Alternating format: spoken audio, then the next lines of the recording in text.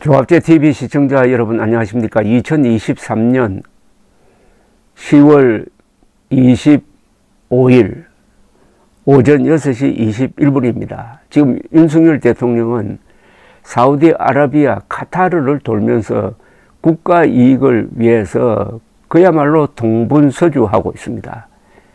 그런데 어제는 윤석열 정부의 아주 쾌거라고 불릴 만한 사건이 하나 일어났습니다. 이건 사건으로 봐야 됩니다.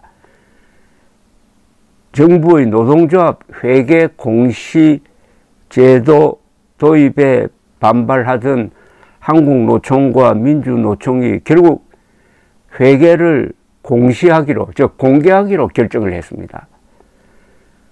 그런데 어떤 조합원에게 회비를 거두어 드린다면은 얼마를 거두어 가지고 어떻게 썼는지 알리는 것은 이것은 법을 떠나서 상식입니다. 더구나 정부의 보조까지 받고 있는 노조입니다. 그런데 그동안 여기에 대해서 반발하고 또 이 문제를 적극적으로 국민 입장에서 제기해야 할 정부가 좌파하다 보니까 한통속이 돼가지고 그동안 듣고 있었습니다.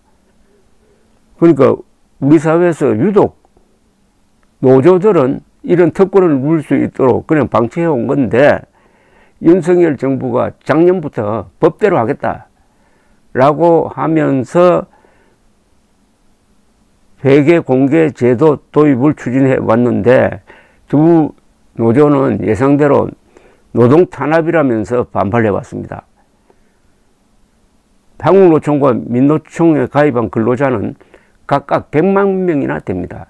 우리나라에서 가장 잘 조직된 기구는 역시 국군이죠. 약 60만 명입니다. 그 다음에 잘 조직된 것이 이 노조입니다. 200만 명. 이 국군은 나라를 지키는데 그동안에 한국노총, 민노총, 특히 민노총은 누구를 지키느냐 하는 데 대해서 거대한 의문이 생기고 있습니다. 민노총 안으로 북한 노동당 정권의 간첩망이 들어가서 국정원이 수사를 했습니다. 이런 조직이 쓰는 조합비까지도 비밀에 붙여주어야 하느냐 하는 이런 여론을 얻고 윤석열 대통령이 작년부터 이 노조의 회계를 투명하게 하라 하는 지시를 내린 이후 1년 만에 드디어 성과가 나왔습니다. 매년 걷는 두 노조의 조합비는 각각 약 1,000억 원이 된다고 합니다. 그럼 2,000억입니다. 2,000억. 근데 이 돈이 어떻게 쓰이는지 알 길이 없었습니다. 정부가 회계를 공시하지 않는 노조에는 연말정산 때 조합비 15% 세액 공제 혜택을 주지 않기로 했습니다. 이러면은 조합원들이 노조 지도부에 반발할 수 있다. 이것을 우려한 양대 노총이 회계 공시를 하지 않을 수 없도록 만드는 것은 역시 법입니다.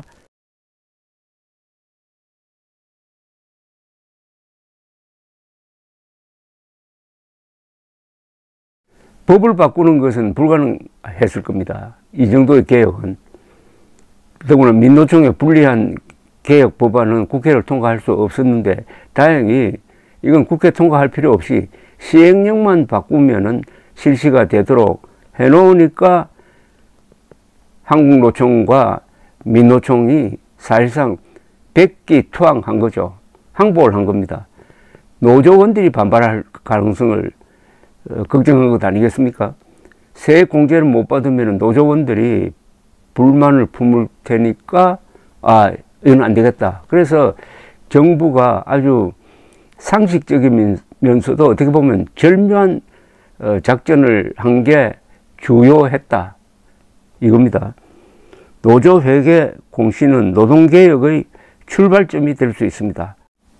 그리고 민노총은 노조 본연의 활동과는 무관한 반미 반정부 정치투쟁으로 사회 경제적 손실을 초래해왔고 강경투쟁과 불법파업, 폭력, 갑질, 회사 여건을 고려하지 않는 과도한 요구, 정치, 파업, 무분별한 집회, 고소, 고발, 진정, 남발 등도 우리나라 거대 기득권 노조의 고질적 병폐였다고 조선일보가 사설에서 정확하게 지적을 했습니다.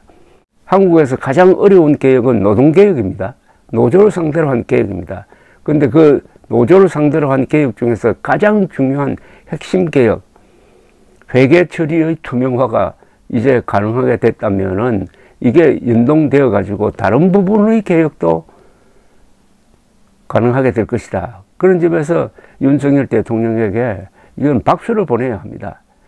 윤석열 대통령이 코피를 흘려가면서 국익을 위해서 외국을 돌아다니고 있는데 국내에서는 지지율이 떨어지고 해서 정말 윤석열 대통령으로서는 정치할 맛이 나지 않을지도 모르겠습니다. 이렇게 훌륭한 개혁, 이것은 임기가 끝나고 물러날 때 자랑할 만한 개혁 하나를 만들어냈습니다. 그렇다면은 국민들이 알아줘야 하는데 그게 갑자기 되지 않습니다. 국민성을 그렇게 단기간에 바꿀 수가 없습니다. 그렇다면은 정부와 여당이 홍보를 잘해야 됩니다. 홍보. 항상 윤석열 정부는 잘한 일이 많은데 홍보에서 실패하니까 그게 지지율에 반영이 안 됩니다.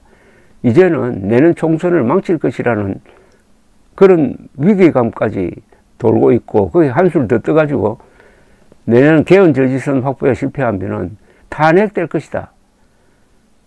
탄핵을 시도할 것이다. 3분의 2의 의석을 장악한 민주당이 일단 탄핵 소추안을 통과시켜버리면은 헌법재판소에서 결정이 나올 때까지 대통령 권한이 그냥 정지돼 버립니다. 직무가 정지돼 버립니다. 총선에서 지면은 탄핵될 수도 있다. 절체절명의 위기입니다. 윤석열 대통령은 절체절명의 대응을 해야 됩니다. 윤석열 대통령이 잘하고도 이렇게 코로나로 몰리게 된 것은 정치에서 실패했기 때문입니다. 아무리 개혁 잘하고 안보 잘 챙기고 외교 잘해도 정치에서 실패하면 선거에서 지기 때문에 모든 게 끝나버립니다. 정치에서 실패한 것은 뭐 여러 이유가 있지만은 가장 중요한 것은 세 가지입니다. 당선되자마자 무리하게 청와대에서 나오는 그걸 밀어붙이다가 중도층이 달아났습니다. 이준석을 몰아내려고 하다가 2030 세대가 배신감을 느끼고 반 윤석열로 돌았습니다.